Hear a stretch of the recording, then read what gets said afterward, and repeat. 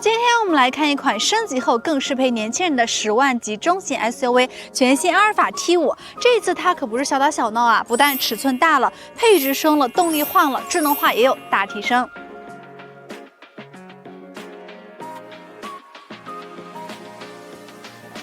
首先，全新阿尔法 T5在外观上比较大的变化还是在前脸这块，前大灯组呢取消了贯穿式的设计，两侧的导流槽变小，以及它的前后保、翼子板、扰流板、侧裙这些细节之处也有优化，整台车依旧没有过度设计啊，小改下来让这台新车看起来会更加干脆利落，更有动感。另外呢，它在尺寸上也有小升级，车长达到了4760毫米，不过轴距不变，还是2845毫米。 所以呢，其实车内空间这一方面，新车的变化也不会很大，69%的空间利用率。后排座椅放倒后呢，有1546升的容积，整个空间表现依旧不错。另外呢，这次它给到了电动的遮阳帘，并且呢，前排座椅换成了分体式的设计，可以一键放平，更好的去休息。所以虽然空间变化不大，但是乘坐的舒适度是有提升的。 车里的另一大变化就是配备了高通 SA8775芯片，这是一款瞄准智能座舱和高级驾驶辅助系统的舱架一体化芯片。那么对于车机这部分呢，操作的流畅度是更高了，怎么点怎么用都不会卡顿，支持3D 的快捷控车。 车机界面自定义程度更高，你可以上传照片当壁纸，包括里面有非常丰富的 APP 以及搭载的远近 AI 大模型，在人车交互这方面也有一个不错的表现。那车机的使用体验感是更上了一个台阶了。那对于配置方面的话，新车的升级也是很实诚的，除了座椅和遮阳帘，还有18扬声器的高保真音响，前排座椅的通风加热按摩，后排的加热。可以说这一次呢，它把每一分成本都花在了感知强烈的地方。 都是日常你会用到的点，而不是一些假把式。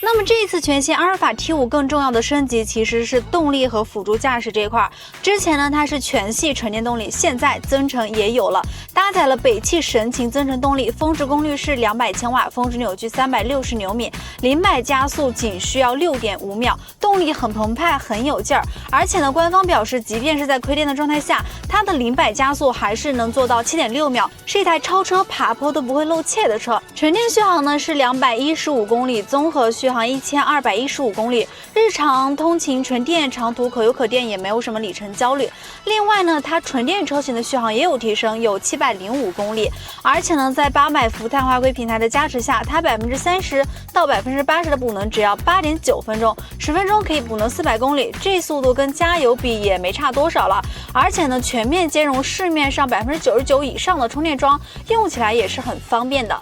那么这台车开起来呢，也依旧是很舒服。底盘调教是麦格纳的手柄，滤震细腻，过坎不散，有欧洲车那种紧实感。转向手感也是适中的，不会轻飘飘的，也不会很沉重。日常开起来呢，还是一个比较轻松的状态的。那整体来说呢，这就是一台开起来轻松好开的车，在动力、舒适、能耗之间的平衡做得也很成熟。 同时呢，在目前大家更关注的辅助驾驶部分，它也有很大的提升。除了8775芯片，还有7个摄像头加15颗雷达，算力共享，感知冗余度很高。那实际用下来呢，我最喜欢的就是它的拟人化，用起来预判有节奏。 那如果你是新手的话，我会建议你去它的设置里面把它的变道偏好调成柔和，以及通勤效率选择关闭。这样的话呢，它整个辅助驾驶的行程是一个相对来说保守的状态，基本上就是一个跟车行驶的状态，它不会去主动超车。那么当你熟悉之后呢，你就可以把它选成敏捷和开启它的通勤效率优先。